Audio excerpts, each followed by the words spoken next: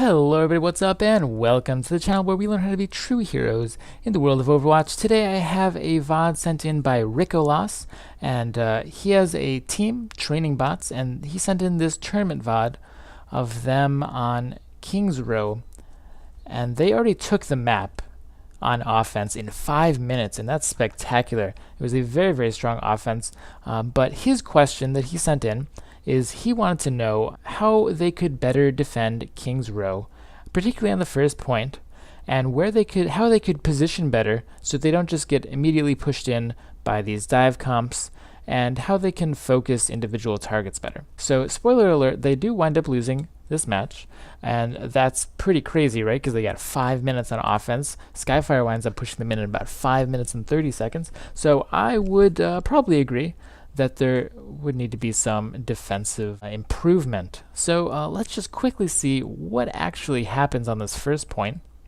So Team Skyfire, this is actually a great view real quick. So of course I don't have control of the camera, so I have to find these good views when I get them. So if we look, Team Skyfire is running absolutely 100% on the blue team, a super close-up dive comp. They have Winston and Genji for the quick dive. Their DPS is a Reaper, right? So he's relying on the Winston and the Genji to draw everyone back and get them, draw their attention so the Reaper can just walk up. And they have pretty much no long range anything. They have no poke, they have nothing. They just need to get in their face and hopefully do it. If we look at training bots, so if we look at their position, they have mostly squishy heroes. They have the McCrees and Yada, they have the Genji. The Genji's somewhere back here, I assume, because he's not anywhere over here. But other than that, all 5 of their team members are right here, smack center in the point, chilling out. And we're going to see what happens. Okay, so we're going to come in, Team Skyfire is going to dive in with the Genji and the Winston, and at this point, where can training bots go? They are all here. Literally everybody is in this little tiny radius except for the Genji right there. But they can't really go anywhere except for back, because these are mostly long-range heroes versus close-up in-your-face heroes, so they can't go into them. That's bad. That's just putting them at a disadvantage, so they have to get distance. They have to go back. But back in King's Row leads you into this choke point, and that's obviously a pretty poor position to be. They don't want to go into the choke point, so instead they just sort of jump around on the point, and you can just see that the close range comp from Skyfire beat the long range comp from Training Bots pretty handily, just based on hero picks alone. So let's go into the map and see what King's Row has to offer as far as a team who wants to defend the first point. So the first thing you need to know when defending something is how you can get attacked. So there are 2 ways into the defending area of King's Row, and that is through the main choke, which is the most popular area, or also through the window in theater. Now if we expand on this a bit, the attackers have access to behind statue, this sort of area. They have very easy access to stairs because of the window, like I said before, which by extension gives them this upper high ground as well. So this is the easiest place that the attackers have access to stage their attack. Also, they could do this quick little rush into hotel as well, because if you look as you go, there isn't really much exposure time. It's a little bit harder to do. It's not as free as this other area here, but you can still do it. You can still push through hotel and get here without too much trouble. So we're going to go ahead and be liberal and give the attackers, like I said, this whole area, but also we're going to give them hotel. What does that give the defenders to work with? So the defenders have all of this high ground, pretty much. All of this stuff is more or less inaccessible to the attackers very easily. They have this building that they can work with all down here. That means someone could be peeking from this room, someone could be peeking from over here, and they could come into the building and maneuver around and get out if someone really pushes them. Also, you could actually have someone sitting looking at a hotel, and if he gets pushed in, he can just fall back. And he can even fall back further to this area. So defenders actually have quite a few places that they could stand. If we look at where Training Bots was situated though, Training Bots had 5 players here directly on the point, with a Genji somewhere back here. This is clearly not taking advantage of all the options they have available to them. Now they could have a player here, they could have players here, They could have players here. They have players back here watching hotel. They could have a player peeking here.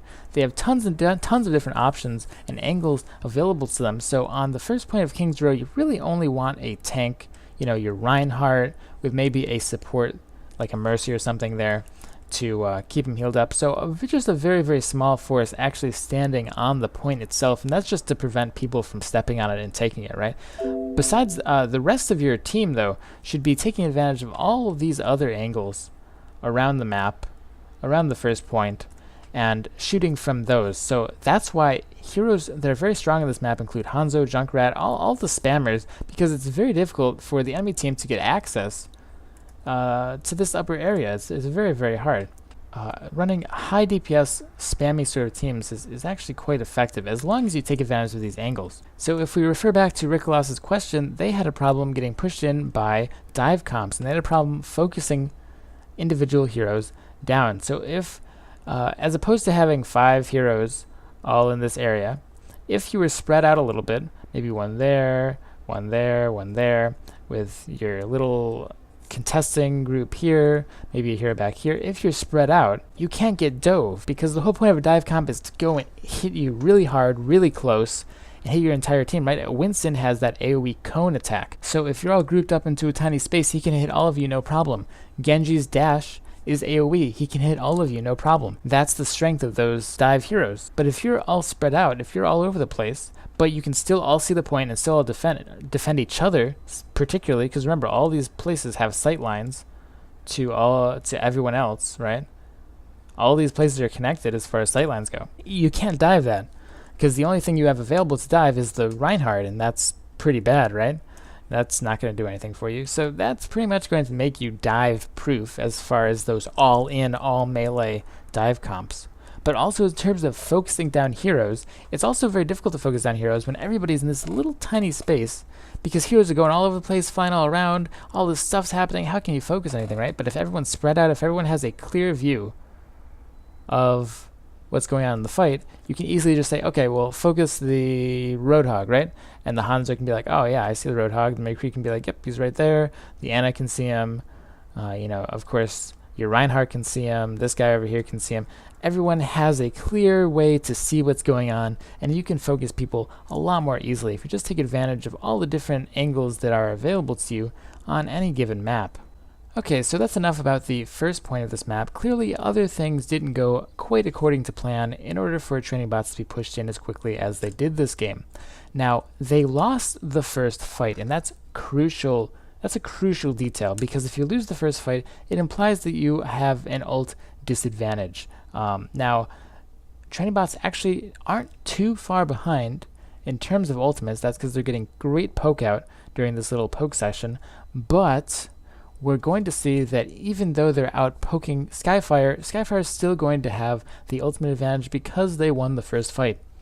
They got way more damage, and so if you look, we see Winston pop his ultimate just there, and we see Genji pop his ultimate right there. So Skyfire have 2 big ults right now on the engagement, and training bots, unfortunately, just barely off, but they don't have it. And we're going to see that that's going to result in slaughter. No ults versus Genji Winston ult equals you're probably going to lose no matter what. And another key point is they're going to be pushing the cart here, and they're actually going to get the checkpoint.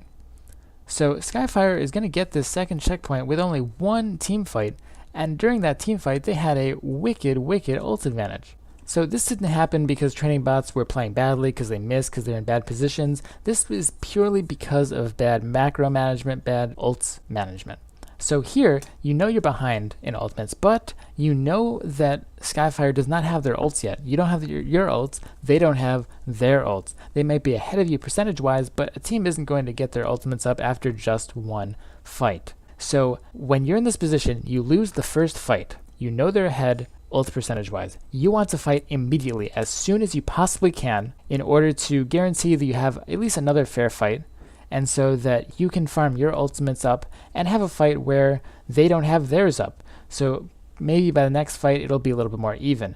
Right now, training bots keep backpedaling, going back and back, and now they get initiated on, and they're going to lose because obviously Skyfire is going to want to wait and not fight because they want to wait for their ultimates to be up. They know that they have the advantage. The other result of this is that when they actually fought, they didn't fight until the payload was right here. So that means that not only are they going to lose the fight, but they're also going to give up the second checkpoint with just one team fight. If we go back one more time, if they had fought them like right here, if they just gone like, all right, let's go push right now. They don't have the ult disadvantage right now. All right, if anything, they have a Reinhardt, and the Reinhardt can get his ultimate up very quickly, and he could possibly get his ultimate up in the middle of the fight and win it. So they could potentially win this fight. It's certainly not out of the question. But even if they do lose, they're going to wind up farming up the ult on their Genji, probably on their McCree, on their Reinhardt as well, and the card's only going to be here. So they're going to have another chance to defend it when it reaches about here.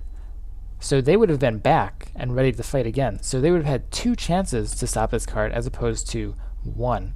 So make sure that you're managing your distance, you're managing your ults, and something I'll probably go into more detail with in a later video. But now Training Bots does have their ultimates up. But if we look, we are at about 7 minutes right now. They need to hold for another 2 minutes, right? We're not looking to full hold, we're just looking to beat the stopwatch at this point. They know that Skyfire has no big offensive ultimates. They know they don't have the Genji, they don't have the Winston, they might have the Reaper, they definitely probably have the Zarya, right? And they have both support ults. But overall, not looking like too strong of a fight. In general, no Genji ult, no Winston ult, makes those heroes kind of meh. So they should be going into this saying, alright, we don't want to blow everything, we still need to win at least one more fight. But what we wind up seeing is Training Bots is going to blow everything, and they're going to absolutely massacre this fight. I think they're going to wipe them 6-0, no problem, right? And that feels really good. But now we have the Lucio ult and the Zarya ult because those weren't up, but we blew everything. Skyfire made a very, very good decision. They only used the Zarya ult, hopefully maybe trying to bait something, and they did bait the Zenyatta, but they kept both support ults, and now they also have Reaper ult. So they have both support ults and Reaper ult up. Versus this, right? The Zarya ult's going to be completely negated. The Lucio ult's hopefully just going to only eat the Reaper ult, if anything. So Training Bots is in a really bad position. Even though they just wiped that fight, you know, if you're a shoutcaster, you're like, oh my gosh, that was such a good fight for Training Bots. In reality, they used way too much economy, I guess, because the economy in this game is pretty much your ult charge. So we're going to come in, and this is going to wind up being the last fight. And it's going to be because Skyfire is coming in with the ultimate advantage. So they're going to pop the Lucio ult. They're going to use the Reaper ultimate. The Reaper ultimate is going to wind up picking people off before the Lucio ult saves them. And we're going to see Team Skyfire win the fight with a Zenyatta ultimate still in tow, ready to save them from any sort of pushback. So really, besides the first point, Training Bots outplayed Skyfire in terms of raw aim and positioning and stuff on everything besides the first point. After that, it was mostly just the ult management and knowing when to fight, particularly in the streets phase, that wound up dropping the map. Anyway, I think that's enough for this video. Let's thank rikoLas for sending in his question and his team's VOD. If you want to send me your own gameplay, there are instructions in the description below. Good luck in solo queue and have a great day. Peace out, guys.